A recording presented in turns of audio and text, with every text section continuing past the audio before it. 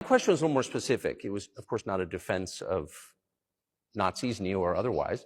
It was a practical question. You don't control the entire country. You don't control Kiev. You don't seem like you want to. So how do you eliminate a culture or an ideology or feelings or a view of history in a country that you don't control? What do you do about that? You know, as strange as it may seem to you, during the negotiations in Istanbul, we did agree that we have it all in writing. Neo-Nazism would not be cultivated in Ukraine, including that it would be prohibited at the legislative level. Mr. Carson, we agreed on that. This, it turns out, can be done during the negotiation process. And there's nothing humiliating for Ukraine as a modern civilized state. Is any state allowed to promote Nazism? It is not, is it? That is it. Will there be talks, and why haven't there been talks about resolving the conflict in Ukraine, peace talks?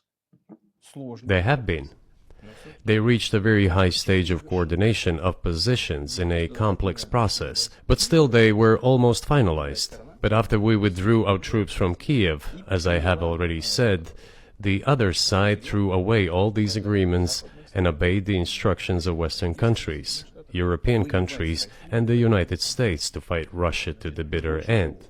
Moreover, the President of Ukraine has legislated a ban on negotiating with Russia.